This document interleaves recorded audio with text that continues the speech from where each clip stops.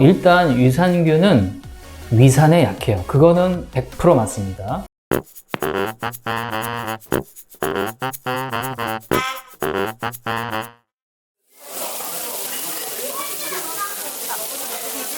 유산균 제품 드실 때 가장 많이 궁금해하시는 질문 중 1등이라고 저는 생각을 하는데요. 유산균 제품은 식전에 먹어도 좋고 식후에 먹어도 좋다. 일단 유산균은 위산에 약해요. 그거는 100% 맞습니다. 그래서 우리가 위산을 피해야 되는 게 맞아요. 그러니까 우리는 보통 공복이나 자기 전이나 이런 식전에 위산을 피하기 위해서 먹으라고 많이 전달을 받죠. 근데 실제로는 음식을 먹으면 위산이 나오지만 먹은 음식에 의해서 희석이 됩니다. 그래서 크게 영향이 없다라고 실제로 연구를 해보니까 그런 결론을 얻었어요. 두 번째 또 중요한 게 유산균도 생명체예요. 그래서 음식을 먹고 삽니다. 식이섬유 같은 것들을 먹고 살아요. 그러니까 걔네들도 식후가 훨씬 유리하다는 거죠. 그렇기 때문에 오히려 식후가 위산에 의한 영향은 별로 없으면서 음식과 같이 자랄 수 있는 조건이 훨씬 더 유리한 조건이다. 이렇게 얘기를 하는 겁니다. 식전에 먹어도 좋은 의미가 있고 식후에 먹어도 좋은 의미가 있다. 이렇게 결론을 낼 수가 있어요. 그런데 단 위가 좀 안 좋으신 분들, 평소에 위산 과다인 분들, 또 속이 쓰리거나 소화 불량이 있거나 이런 분들은 공복에도 식전에도 위산 분비가 어느 정도 높으신 분들이거든요. 그런 분들 같은 경우에는 공복에 먹지 말고 반드시 식후에 섭취를 하셔라.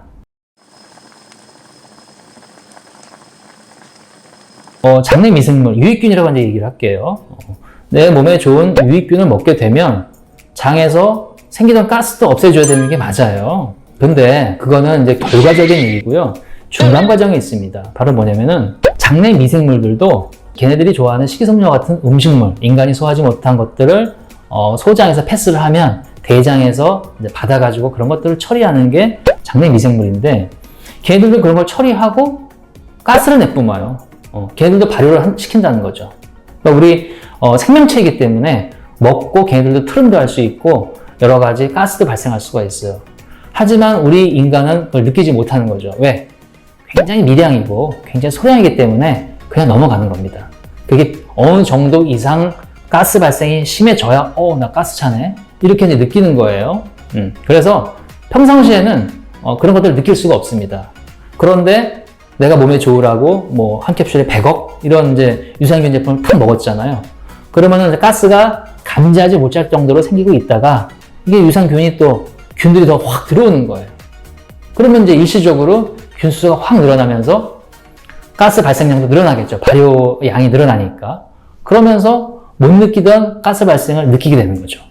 그래서 이건 뭐 부작용인가? 이제 이런 생각이 드는 거예요. 자, 그런데 그거는 조금만 지나면 괜찮아집니다. 왜냐면은 이제 우리 몸은 이제 장 속에 나쁜 균들이 많잖아요. 그래서 이제 좋은 균을 먹은 거죠. 그래서 이제 나쁜 균이 어느 정도 가스를 발생시키고 있었는데 좋은 균이 들어오니까 이게 전체적인 균 양은 많아진 거예요. 그래서 이제 가스 발생을 느끼다가 결국은 좋은 균이 나쁜 균을 밀어내죠. 제거를 합니다. 그럼 다시 옛날로 돌아가는 거예요.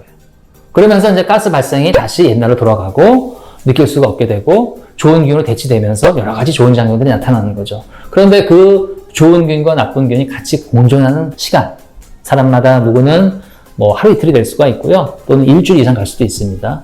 그 과정에서 가스 발생 또는 설사, 변비 이런 일시적인 증상이 심해짐을 느끼게 되는 것입니다.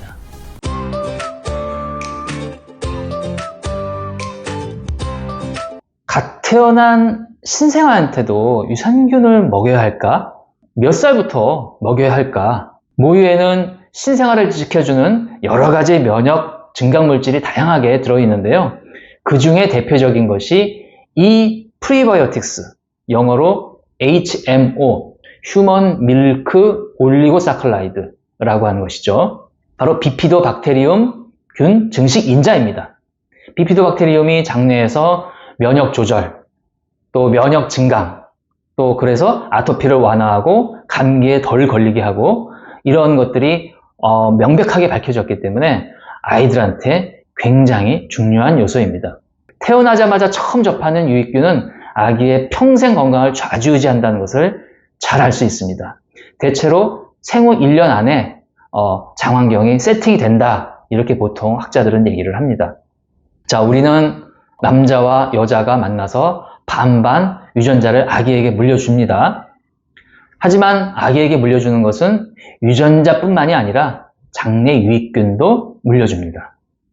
자, 유전자는 바꿀 수가 없죠. 하지만 균을 통해 전달해주는 그 균이 갖고 있는 유전자는 얼마든지 바꿔줄 수 있습니다. 자연분만, 모유수유, 그리고 태어나자마자 아기에게 무슨 유익균과 무슨 프리바이오티스를 주느냐에 따라서 좋은 유전자를 줄 수도 있고 나쁜 유전자를 줄 수도 있다는 것입니다. 자, 자연분만과 모유수유의 기회를 놓쳤다 하더라도 아직 후회하기엔 이릅니다. 우리에게는 아직 기회가 있는 것이죠. 먹는 대로 장내 미생물이 조성은 달라지기 때문에 아기에게 좋은 장내 환경을 만들어주고 좋은 것들을 또 먹이면 그러면 달라지게 되는 것입니다. 자, 결론은 신생아 때부터 장내 유익균은 매우 중요하다.